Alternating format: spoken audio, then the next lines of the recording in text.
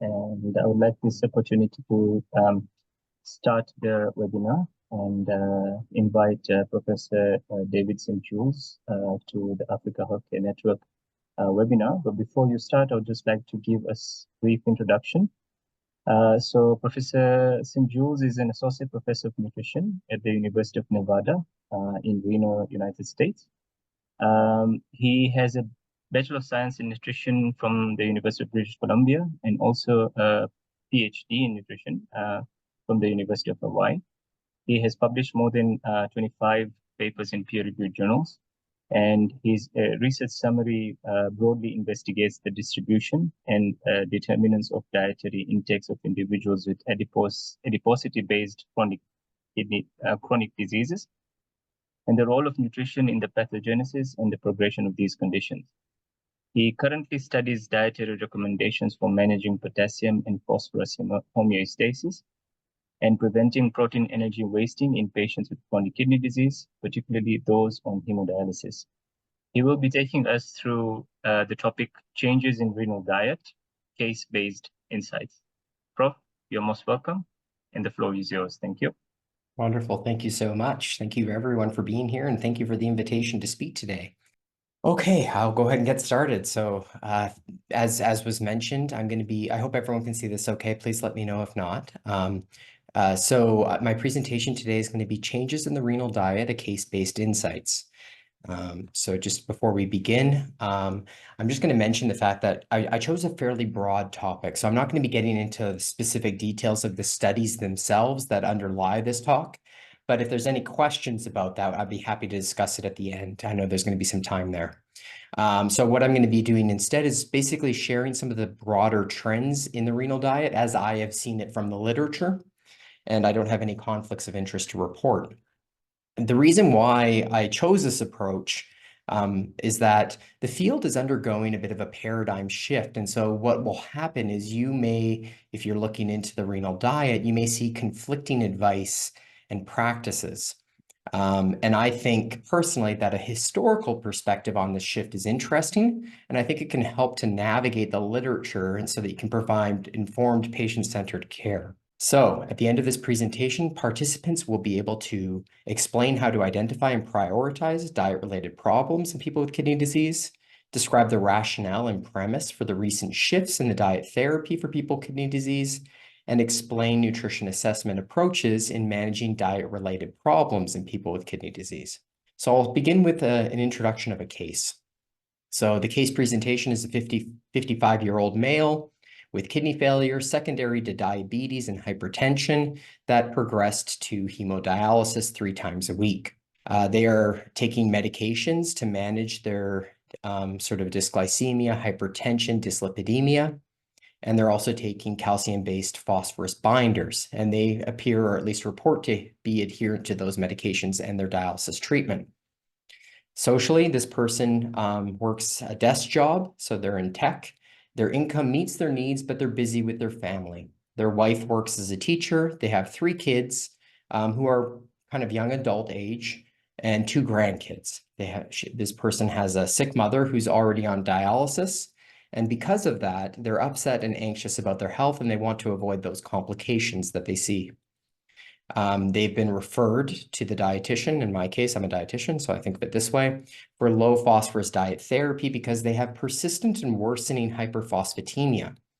Over the last 6 months, the phosphorus levels have increased from 2.1 millimoles per liter to 2.5 millimoles per liter.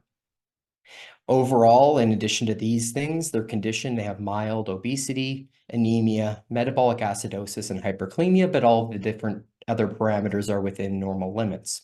So from a diet history perspective, they don't have any prior counseling on their diet, but they are familiar with the diet for hemodialysis because of their mother that I mentioned.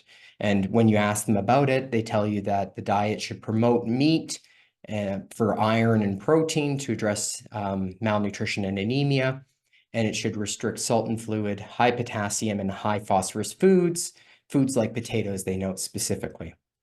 In terms of the factors that are affecting their food choices, in your conversations with them, you determine that the main factors are sort of cost, taste, and convenience are the main factors that are influencing their food choices. They do take a multivitamin, and their motivation and goals are that they're looking forward to spending more time with their kids and grandkids as their kids are getting older. And they want to avoid the frailty, fatigue, and complications that he saw in his mother. So perform a bit of a diet history in this patient. You see they wake up in the morning around 6:30 a.m. and they get up and they have some tea. And then in the mid-morning, they have a snack. And that snack is some more tea, usually with a baked good, something like a muffin. At lunchtime, they tend to just get food right around where they work. So it's kind of a convenience meal. And that meal has grain products, some meat, and maybe a little bit of vegetable. And then for dinner time, they have usually a family meal or home-cooked meal. It's going to be, again, some grain, some meat, and some veggie. And then finally in the evenings, they have, a snack typically. So some grain product, maybe some dairy, and tea. And just when you ask them about it, because there wasn't a lot of fruits and dairy in there, they said that they rarely consume fruit and milk. It's not really a common thing for them. So when you look at their actual diet, we can sort of plot it out in terms of the amount of servings of the different foods they have throughout the day. So this is just another way of looking at the same information that was in the prior slide. And so this is their actual intake. And if we were to look at general healthy eating guidelines for adults, you would want it to look something more like this. So although their meals are nicely distributed throughout the day, which is good for somebody with diabetes and hemodialysis, you can see that there's quite a few food groups that are not well represented. So I want to talk first about the traditional diet, the diet that sort of was in place for people on hemodialysis for the last 30 years. So the traditional diet was designed using a specific formula. So the first thing was that they find the offending nutrients. So, and just as an example, patients with hemodialysis develop hyperkalemia. So the idea is that that's probably caused by potassium, too much potassium in your blood, eat less potassium. So they go out and find all the foods that are high in potassium, and then they tell the individuals to restrict them. So avoid high potassium foods. And then they sort of sat on that diet for a very long time. It was never really tested. And that's kind of one of the important things to understand is that they implemented these dietary guidelines, but there was never really any studies testing whether or not it actually worked or was safe. This is an outdated prescription, but I just wanted to put it up there to sort of capture the time period, which was, again, the 90s, early 2000s. So that general patients were told to consume about 25 to 35 calories per kg, per kilogram body weight. They were told to consume a lot of protein, so at least 1.2 to 1.3 grams per kilogram per day of protein to restrict sodium, potassium, and phosphorus. So these are sort of the general ideas. They came up with numbers to sort of correspond to what patients should be eating. And then they translated that into food. And this is a general idea of what the traditional diet would look like. So in terms of the fruits and vegetables, it would restrict high potassium fruits and vegetables. And that's things like oranges, bananas, tomatoes, potatoes. They'll limit whole grains and encourage refined grains because of the higher phosphorus content. Limit dairy products overall because of the potassium and phosphorus. And then finally, I mentioned recommend a lot of protein. So protein with every meal, but limit the nuts, seeds, and legumes, so the plant sources of protein, because of the potassium and phosphorus content. So over time, and this has occurred over the last 20 years, people have identified problems with that old dietary pattern and suggested modifications. So I'm going to take you through a little bit of what that's looked like and why they did that. So there was some concerns with the old traditional dietary pattern, the one that I just showed you. One is that it was notoriously unhealthy, it was very complicated, and it was difficult to follow. For example, the National Kidney Foundation handout that I showed you, that I drew the dietary pattern on a couple slides ago, it has advice to limit and avoid nectarines and oranges, but choose peaches and tangerines. So those foods are very, very similar to each other. It would be very difficult for a patient to memorize a list of food. And that's basically what the diet was for a long time, was these giant lists of foods to limit and avoid and foods to consume. And oftentimes the foods were very similar to one another. There was limited and incomplete direct evidence on the effectiveness. I mentioned they never really tested the diet. It was based on the transitive property. So the idea was, well, whole grains are higher in phosphorus than refined grains, and phosphorus causes hyperphosphatemia. Therefore, we should tell patients with kidney disease to avoid whole grains in order to prevent heart disease. So overall, nobody really liked the diet, and it was really supported by indirect weak evidence. But it was implemented for a very long time. But what ended up happening is research started to identify flaws in the underlying assumptions of the diet, and that undermined the overall diet. And so it slowly got chipped away on over 20 years, the last 20 years. So as an example of how this diet looked like, so again, I mentioned you want to get more protein. So in order to get more protein, they recommended 1.2 to 1.0 to 1.2. That's the current recommended protein intake. And here's an example of specific dietary guidance from the National Kidney Foundation in order to achieve that 1.0 to 1.2 gram protein intake. So eat high protein food at every meal, about 8 to 10 ounces of high protein foods per day. So the assumptions that were built into this traditional diet was that there were no other dietary factors affecting these problems. So they assumed that the only reason patients got hyperkalemia is because they ate too much potassium. They assumed that foods were equivalent. So if you just look in a nutrient composition database, you can find all the high potassium foods, and those are the foods patients should avoid. So they assumed equivalence. And then finally, they assumed relevance. So they assumed that if you avoid whole grains, you'll get less heart disease. They never really tested it, but that was sort of the built-in assumption.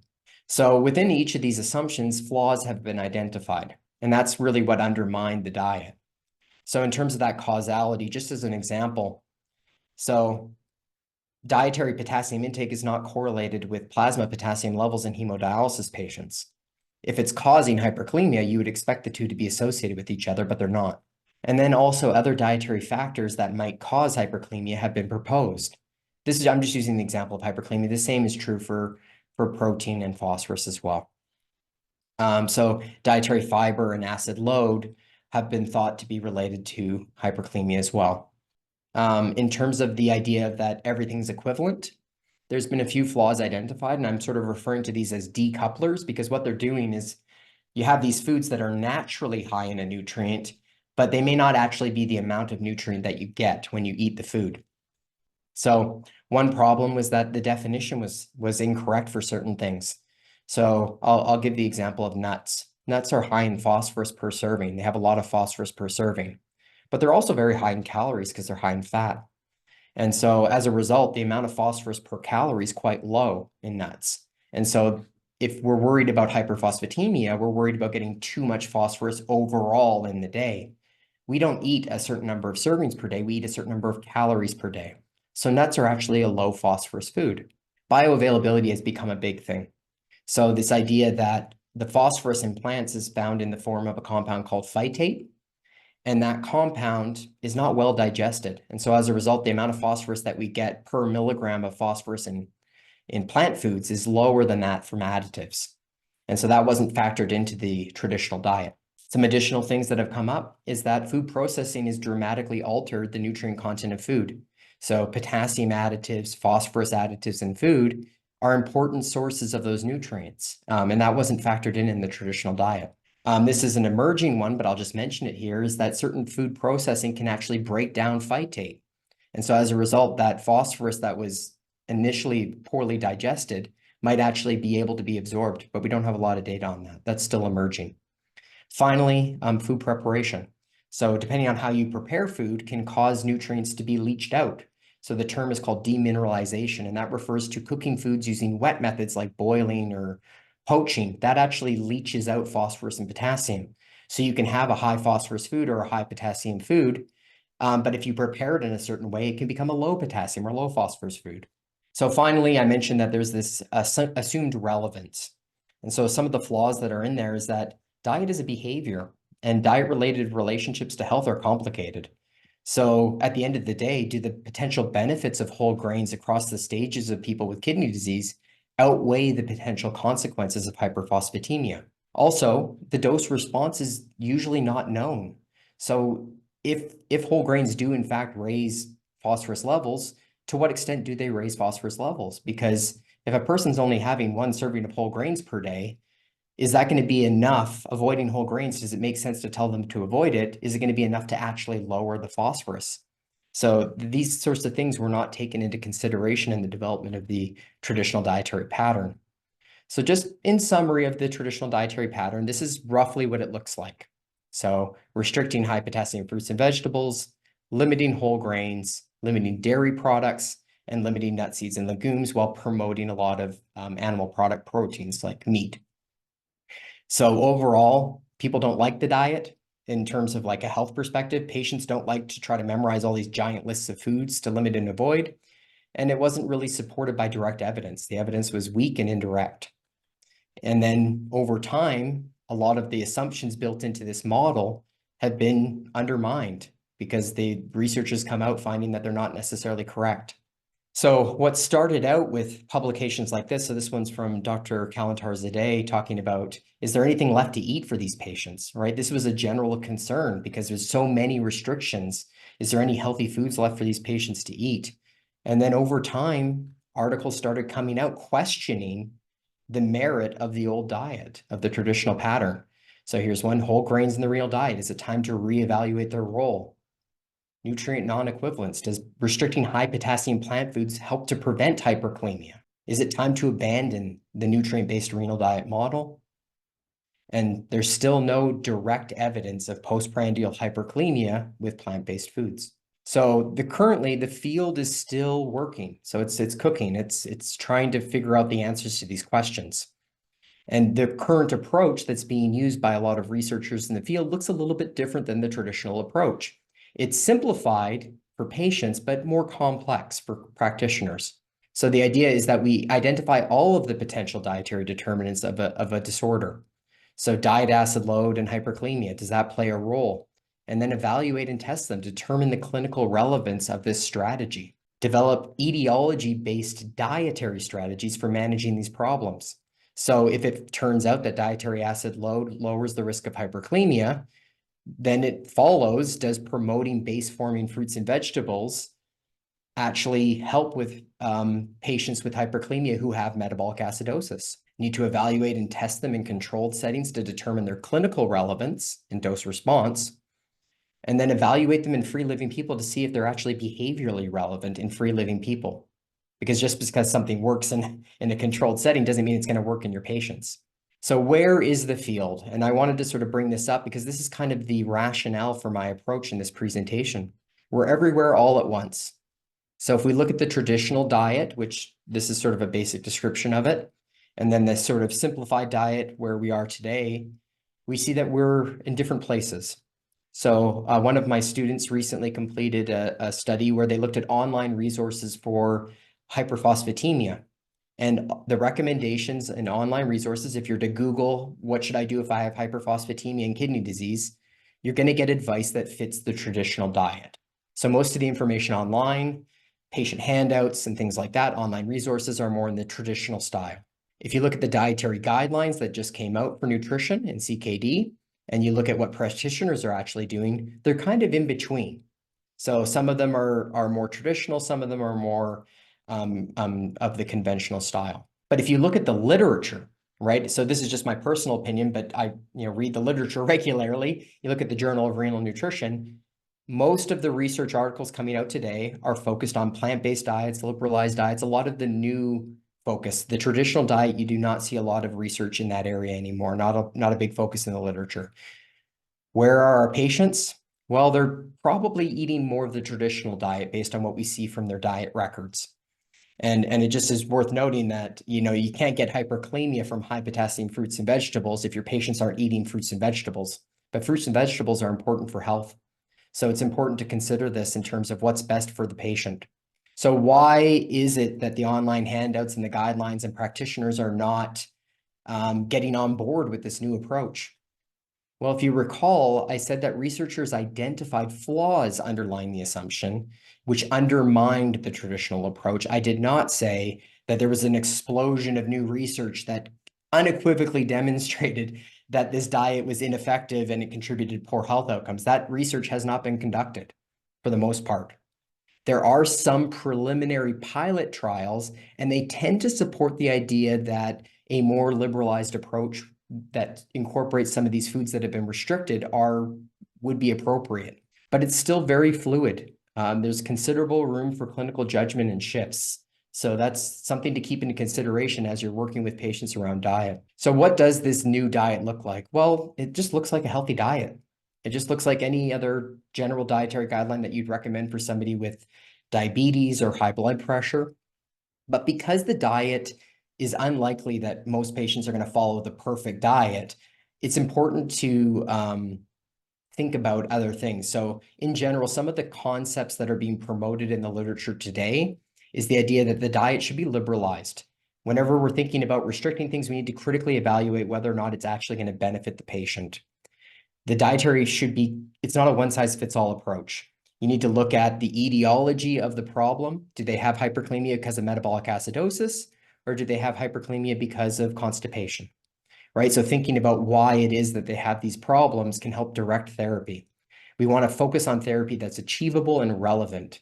We don't want to just give them everything all at once. It's food oriented. So it's no longer getting into nutrients. It's thinking more about dietary balance and thinking about dietary choices like limiting processed foods. And finally, a term that you'll hear in the literature a lot, if you read this literature, is the term plant dominant, plant-based. It's very much a big focus in the literature today, and it's really targeting the fact that most patients are not eating whole plant foods. So whole grains, fruits and vegetables, nuts, seeds, and legumes, those are not being consumed by patients, and there may be benefits of consuming those foods, even though they've been historically linked to hyperkalemia and hyperphosphatemia, or at least that's been the traditional advice, is to avoid those foods. So with that information in mind, let's go back and revisit the case that I presented earlier. So recall, this patient was referred for a low phosphorus diet because they have this persistent and worsening hyperphosphatemia. Their diet compared to the ideal doesn't really look ideal. There's a lot of potential issues there. In terms of the patient presentation, we have to keep this in mind, right? It's not just the hyperphosphatemia.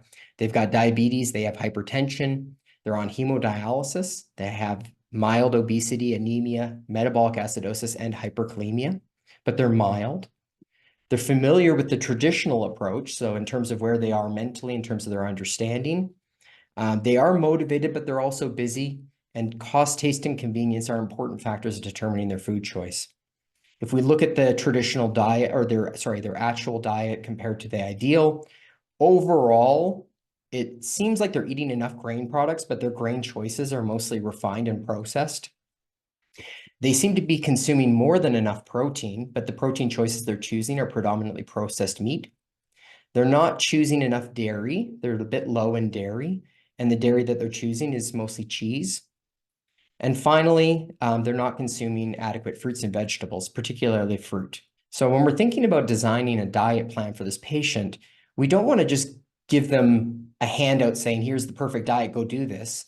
We want to help them identify strategies that are going to be most effective. And when we're deciding on strategies, we don't want to choose something that's too small, because although it'll be behaviorally relevant, they'll be able to do it, it might not even be clinically relevant. So we want something to be large enough to produce an effect size.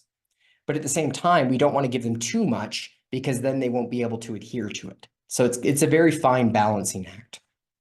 So if we look at the traditional style of diet, what you would do if you were trying to get this patient to follow the old-fashioned diet, they're actually kind of following it, right? They're not eating whole grains. They're not eating high potassium fruits and vegetables. They're not eating dairy products really, and they're not eating nuts, seeds, and legumes. So that old style diet is not necessarily going to be relevant in terms of guiding this patient. So if we look at the more newer style of diet, comparing their diet to the ideal diet, the question would be, is any of these issues that are identified between their actual diet and ideal diet, is there anything in there that might actually help manage hyperphosphatemia without contributing to other diet-related problems? So if we just put them all in a table and just put them all up in front of us to take a look, we can see, okay, well, we could encourage them to eat whole grains, but whole grains are higher in phosphorus. So that's probably not going to lower the phosphorus levels. We could encourage them to eat nuts, seeds, and legumes. Maybe there's something there. There was a preliminary trial that looked at almonds, but it didn't really show a benefit or a risk. So probably neutral in terms of the phosphorus levels, in terms of that advice. Maybe some potential for benefit. Consuming less meat, yeah, that might help. Meat is high in phosphorus, particularly processed meat, because of the additives. We could encourage them to consume dairy, but dairy is a high phosphorus food, so it's probably maybe healthy for them, but it's probably not going to help their hyperphosphatemia. We could encourage them to consume more fruits and vegetables. Well, fruits and vegetables don't really have a lot of phosphorus, so that might help, because if you're eating a low phosphorus food, that means you're probably not eating a food that's higher in phosphorus, so the dilutional effect. So there may be some benefit there, but pretty small. Limiting processed foods. This appears to be probably a good strategy in this patient. Processed foods are high in phosphorus, and there's other benefits of getting processed foods out of the diet. And in terms of dietary strategies that have been shown to lower phosphorus, this is one of the only specific strategies that's actually supported by clinical trials. There's 2 clinical trials in patients with persistent hyperphosphatemia, where they told them to avoid processed foods, specifically phosphate additives in food, and both of those trials showed a benefit. So this is actually one strategy that is evidence-based. Demineralization, so that's that using those wet cooking methods to leach out the phosphorus. We know that it works in terms of removing the phosphorus from foods. In terms of clinical trials, there's not much. There's one trial, it showed some benefit, but it was a very narrow circumstance, and so it's unclear whether that would actually work. It would also require that the patient was preparing all their meals from scratch, which in this patient's case might be a bit of a stretch.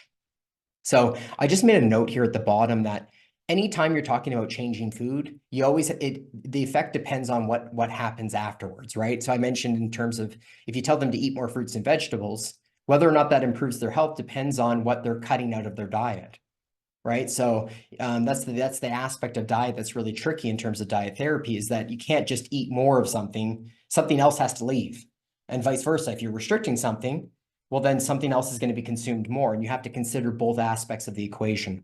So overall, I would just note care as you're thinking about the diet therapy for patients with kidney failure. The traditional diet was developed using a method that has known flaws. It was not properly tested for safety or efficacy. There are newer translations that are factoring in alternative etiologies, factoring in differences in bioavailability, processing and preparation, among other issues. And that's really driving a shift right now in practice towards a more liberalized, tailored, food-oriented, and plant-based approach. But it's important to recognize that the evidence is still limited and answers are forthcoming. So a single study could dramatically change the landscape.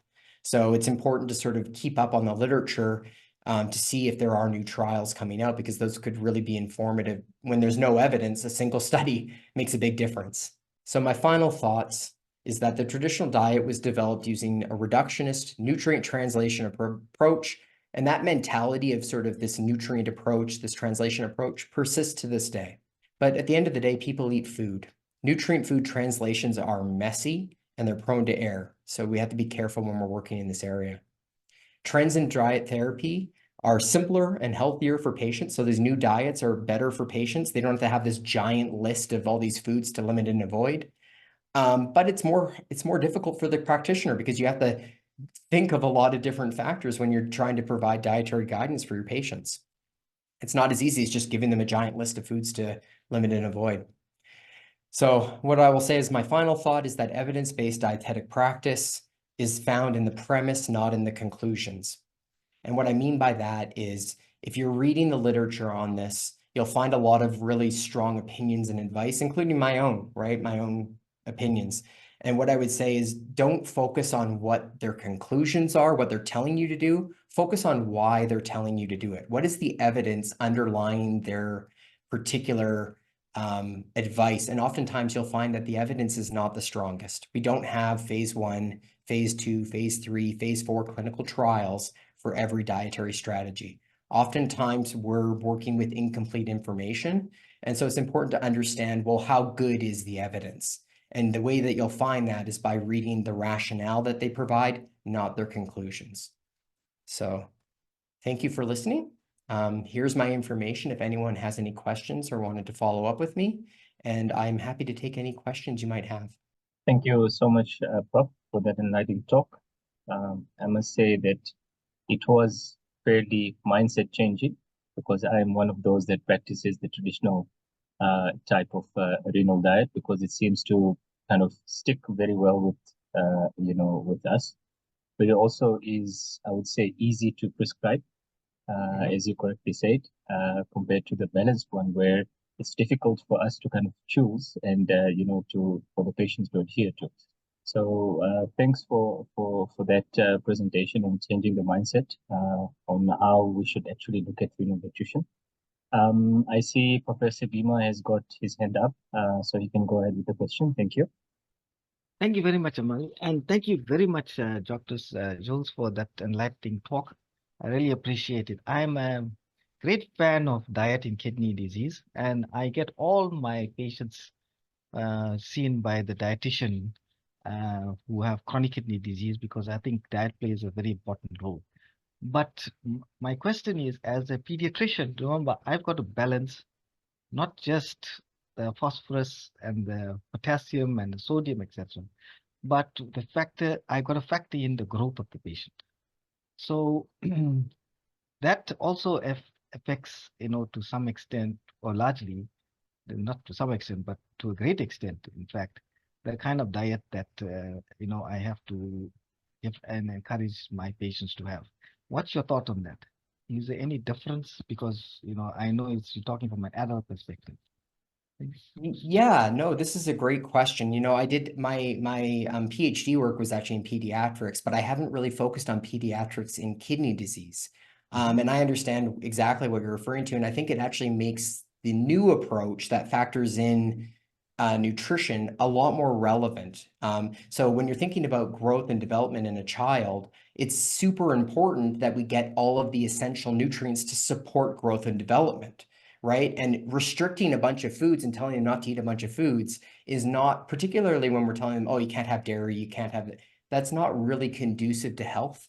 And I think there's also a potential in children to be extra worried about the protein question. And so to overemphasize protein, and what I would say is a word of caution. Getting enough protein is essential for child development and growth, absolutely. And those protein foods are rich sources of iron, and iron deficiency is a major problem. But overdoing it, the physiology is not dramatically different. So to my understanding, and what I mean by that is if you overeat protein, you're going to contribute to metabolic acidosis. If you overeat on animal-based protein, you're going to contribute to uremic toxins. If you overeat on protein, you're probably not getting a lot of fiber.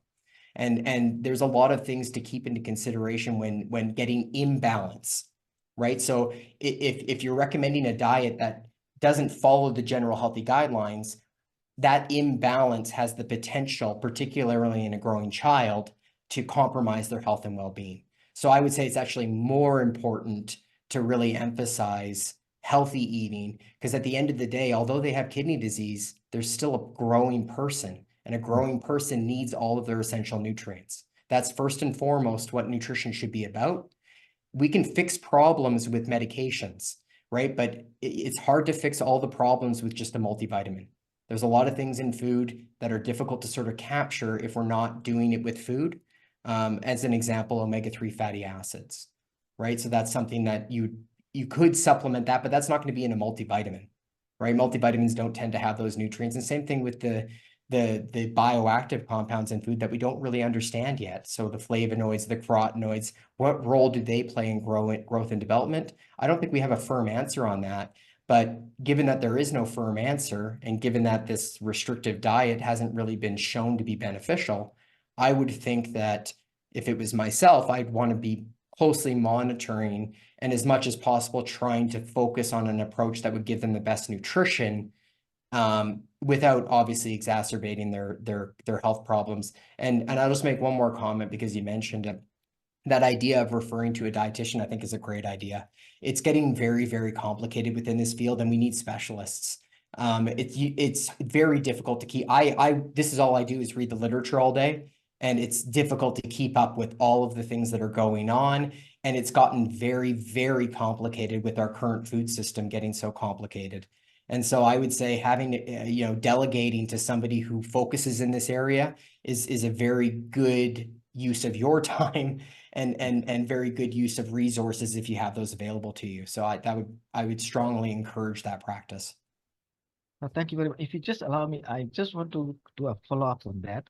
Yeah. One of the things that I noticed when the dietitians prescribe a diet is they have to factor in cultural differences and they have to factor in cost.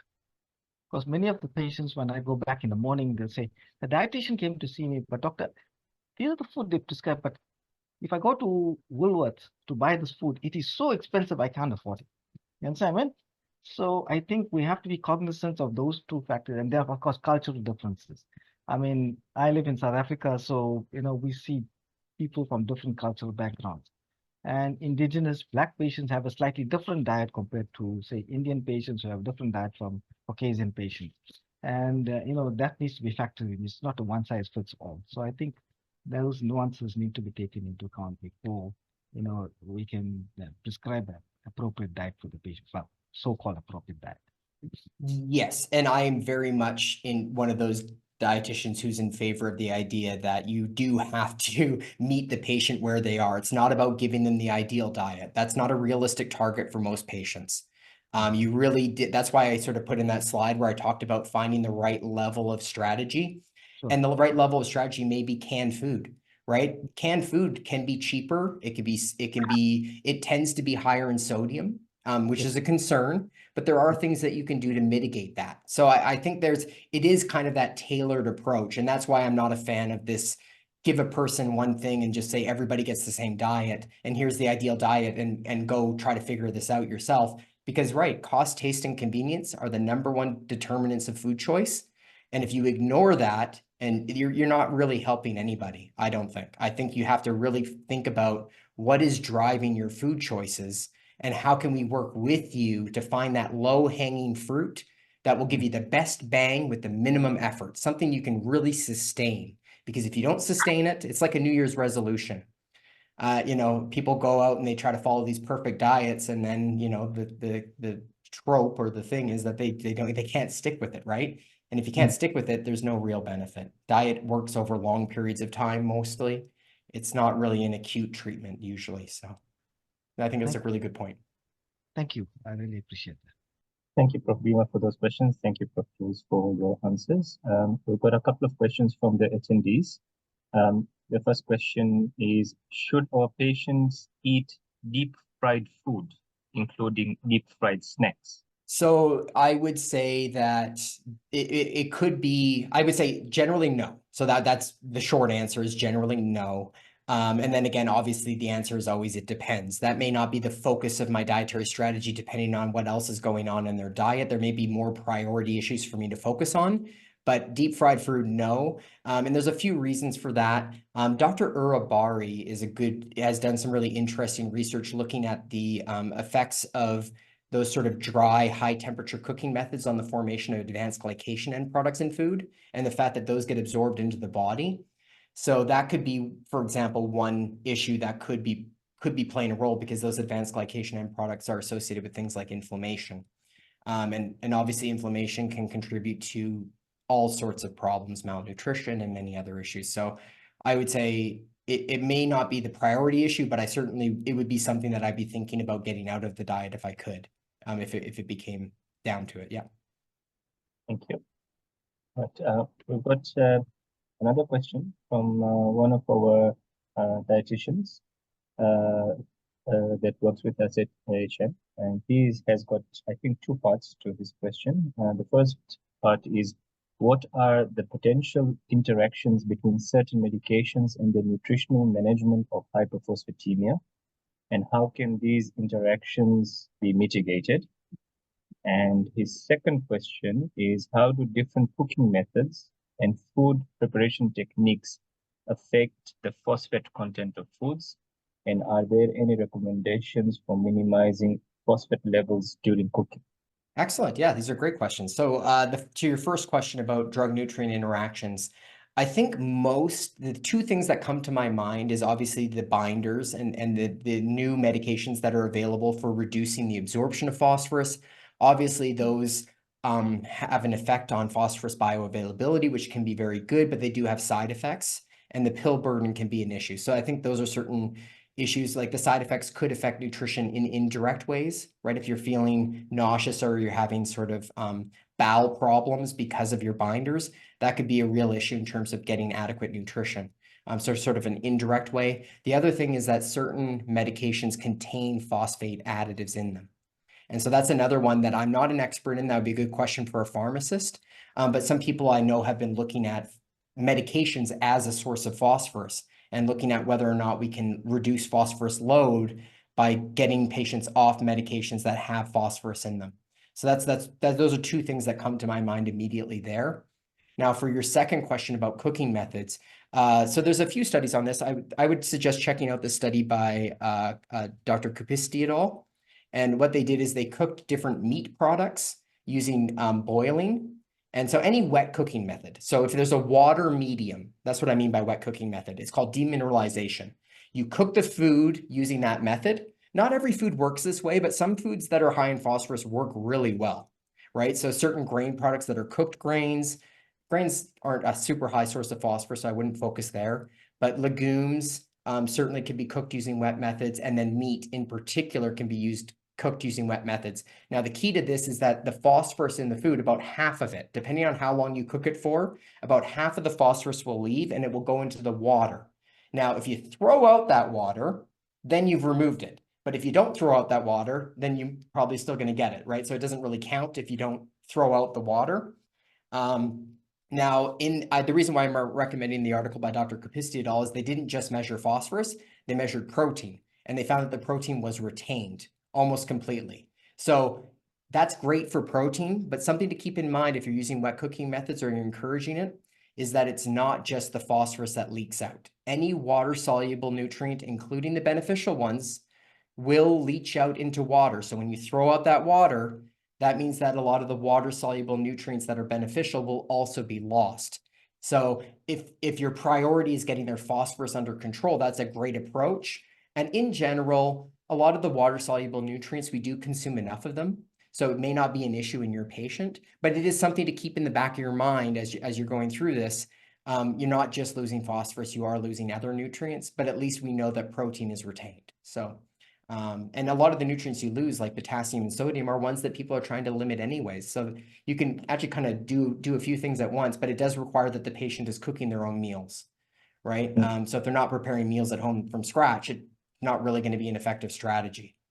There was one trial. I'll just mention that one more before I go on this topic, but I can't pronounce the name. It's in my systematic review on phosphorus. I won't attempt to try to produce the name. But in that study, they actually provided the meals during dialysis, 2 meals per dialysis session, and they demineralized the meals, and they managed to significantly reduce phosphorus binder usage without actually any meaningful difference in phosphorus levels. So I think that's the one study that I know of that suggests that there may be some clinical relevance. But again, they have 6 meals a week that they're controlling.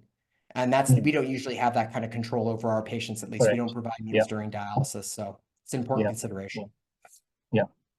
No, thanks, Prof, for that answer, fairly detailed. And I must say that there are certain centers that do provide food during dialysis, but obviously we're not sure about the way they cook, etc., and all of these things. So we're not sure on the quality of the cooking and what kind of cooking methods that they use. But point taken that you need to kind of do it on your own, on yourself, and you have to do it the right way. Otherwise, you're not able to control the phosphorus. Is it safe to say that avoiding any kind of processed food is something that a renal patient should do in order to prevent, say, hypophosphatemia or hypokalemia or increasing sodium levels? I think for most patients, it's the lowest hanging fruit. It's not easy. So that's the challenge. But I would say, yes, that's probably the best evidence, at least in phosphorus, is in avoiding the processed foods. And in general, getting away from processed foods is probably going to be the easiest, best way to help your patients. But again, it's hard to just tell patients to just stop eating processed food. So I think it's kind of an individualized thing. But yes, that's always on the top of my list. Yeah. Thank you, Prof. Does anybody else from the panel have any questions? I don't see any further questions from. Okay, one moment. Steve is asking a question. Is it okay we make dietary plan for dialysis patient individualized? Can we take it as a prescription? Yes. So individualization is something that I think is paramount. I think that's probably, I would say, more important than the processed foods, because that's a one-size-fits-all thing, is individualization. In terms of prescription, that makes me feel like you're maybe thinking in terms of nutrients.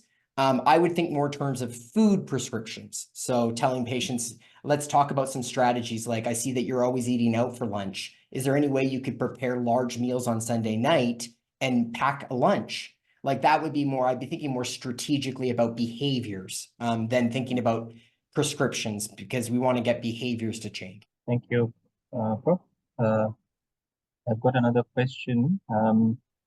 Does this imply that each meal for a patient undergoing dialysis is personalized? Does this imply that each meal for a patient undergoing dialysis is personalized? Not necessarily, right? If we're talking about in-meal dialysis provided meals, I think it's impractical to get at that level of granularity. I think practically speaking, you just wouldn't do that. You would just give a healthy meal because the patient's not really going to have the choice as much, right? So you get to provide them a good balanced meal. But it is worth noting that broadly speaking, one strategy that would be beneficial in one patient could be harmful in another. I could tell a patient to avoid meat because I'm worried about their metabolic acidosis. Another patient could get iron deficient. So individualization is necessary. Yeah. Thanks, Prof. Another question we have from a participant is, why do nutrition status of chronic kidney disease patients reduce gradually, even when they are under supervision from the best dietitian and nephrologist? And can we say kidney transplant is the only option to reverse the patient back to its pre-renal condition, so pre-end-stage kidney disease condition? I would agree. I would say that, it's the nature of diet and disease. And it doesn't really matter. It's not specific to kidney disease. Any disease, as it gets really advanced, malnutrition is going to become a downstream consequence of the disease, because the disease makes patients anorexic. It makes them, it promotes what we would call, it's basically anabolic resistance, right? And you're biologically not able to functionally use the protein in your diet. And there is some good research showing that, for example, correcting metabolic acidosis actually can help patients use their protein better. So without actually giving them more protein, it actually lowers their protein requirements. So I think we need to think differently about diet. But yes, I would agree that it is an eventuality of most diseases. Malnutrition is a reality, and we just need to do our best to sort of manage and mitigate it. But we're not going to use diet to reverse disease, not at that stage, in my opinion. Thank you, Prof. I don't see any further questions in the chat and the Q&A. I'm not sure if we have got a comment from Bernard. Says, thank you, Dr. David, for this wonderful presentation. You mentioned that the trends in diet therapy is more complicated for clinicians. I'd like to hear from you how interdisciplinary approach among clinicians could be. I think in terms of, you can't treat a problem unless you know how to assess it, right? So unless you have foundational training in how to assess diet, then it's going to be really, really hard to come up with the best strategy to help a person fix their diet. So that's why I think dietitians should be playing a leadership role in this area. But having said that, a multidisciplinary approach is fundamental, right? Working with the pharmacist, working with the physician to make sure, is there another way that, I'd love to treat their metabolic acidosis with diet, but it's a lot easier to give them sodium bicarb, right? And that's probably going to work better for most patients than getting them to eat more fruits and vegetables. So I would definitely not think that just because a problem is caused by diet, it doesn't mean that diet therapy is the best strategy for fixing that problem. We have to be realistic about what diet can be achieved in which patients. And so I think a multidisciplinary approach, making sure that we're working together and saying, hey, I'm probably not going to be able to get there with fruits and vegetables. Can we talk about sodium bicarb? Or I think it is a team effort, and medications in particular can play a big role in terms of managing problems that are caused by diet, which is unfortunate, but again, realistic in terms of, we have to approach this in terms of how do we help this patient. So I would say multidisciplinary is necessary. We've got another question. It says, is it advisable for chronic kidney disease patients to eat anything they are restricted to eat intradialysis? So should they be able to eat anything that they are restricted to eat, but they should eat it intradialysis, example for potatoes or something like that? Yes, I've heard of this. I think I understand the question. This is like the idea Yeah. of like the cheat meal right before you start dialysis because Yes. you're going to get Right. dialysis and it'll remove that. Yes. I'm not a big fan of Yeah. that. No. Yeah. Because the thing is that, you know, often these cheat meals, right, going out and doing something right before dialysis that isn't great for you, you're about to undergo a very hemodynamic instability period, and Correct. just going out and plowing yourself with a whole bunch of potassium is a terrible idea. So I would Yeah. say no, it's about long-term planning and strategies. And then if the question was about intradialytic meals, I think that's another interesting debate. I'm personally in favor of them. But obviously, if a person's not eating healthy choices during dialysis, it could be net not good, right? Because often you might be tempted to choose convenience foods because you're on the go and you're going to go get dialysis. Correct. So that might Yeah. not necessarily be good. So it really is patient specific. And also, if you have a patient who's keeps bottoming out in their blood pressure when they're eating, that might not be net beneficial for them to eat, even if they are experiencing malnutrition. You might need to come up with an alternative strategy to get the malnutrition treated, because obviously hemodynamic instability during dialysis, low blood pressures could be very dangerous. So I'm not a one size fits all in any scenario kind of thinking.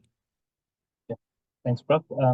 Just maybe maybe my personal experience, I had a patient that was a very rigid patient. I mean, he knew his dialysis in and out, so he would go in and decide what prescription he's going to give the nurses. And, you know, says, okay, today I'm going to do 2 hours, but just increase the blood flow rate, etc. This kind of patient, you know, the patient that would direct the nurses what to do. So he was a patient that would come in with a bag of crisps and a bottle of Coke and sit there while he's going dialysis, he's munching on it and he's drinking, you know, the Coke. And despite adequate, you know, counseling on, you know, the inappropriateness of the diet, etc., and all of these things, he didn't listen and ended up a year later down with very bad mineral bone disease because of, I feel that he just overloaded himself with bad stuff, including the phosphate. So he then eventually kind of moved out. He went overseas. I'm not sure where, but I think these things are some things that we need to kind of be wary about. It doesn't mean that if you're undergoing dialysis, it means that, you know, the food goes into your stomach and then goes into the blood and it's filtered out. It has to be absorbed.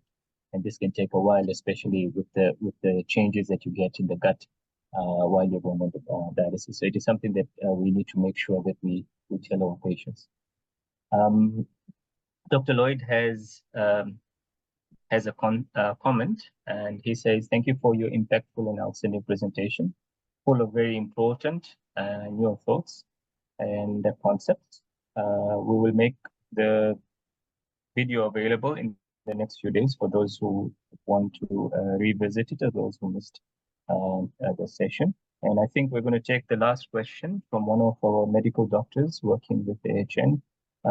He asks, what's your comment on prescribing nutritional supplements to dialysis patients? So I would think the powdered nutritional supplements is what he's asking.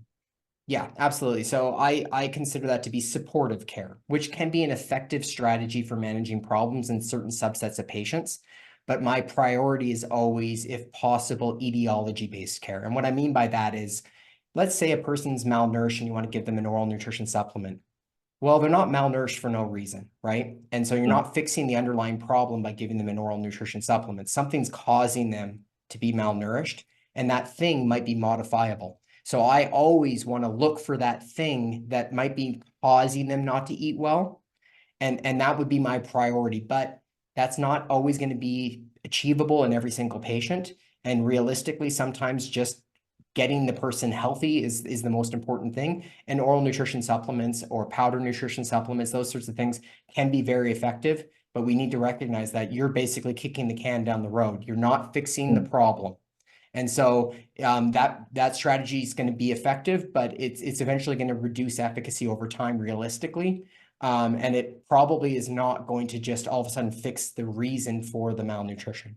And so I think that's kind of what I think about it. I think it is part of our toolkit and we should absolutely use it, but it would never be my first and foremost strategy unless I thought the situation was dire and desperate and urgent. And then I would say, okay, yeah, let's do this. But it would not be my first line of therapy. Thank you very much, Prof. I must say that this was a very insightful and enlightening talk, and I personally have learned quite a bit. And thank you very much for taking all our questions from all our participants. And we'd like to thank you once again for coming through to our chin for your talk, and would like to have you again sometime in the future for another talk on a similar topic. I'm not sure if Dr. Lloyd has got anything else to add. Yeah, I think maybe he's got a connection problem. But yeah, thank you very much again, Prof. It was a pleasure having you. Yes, thank you very much. And thank you for having me here. And it's been my pleasure as well. I really enjoy talking about this stuff. And on that note, this is my information. If you want papers, if you have questions, you can always reach out to me. I'm always happy to sort of work with the community and try to share what I've learned through my, again, literature perspective. I'm a researcher, not a clinician. So I'm coming at this from a very specific angle, but I think we can work together and that is going to be the key to helping patients. So please do reach out to me. Don't hesitate if you have any questions or if you want a paper on a topic, I'd be more than happy to try to find a couple for you. So please, thank you again and have a good evening. Thank you so much, All right. Prof. Yeah. It's so much appreciated. Have a nice day further. Thanks. Thank you. Bye. Dr.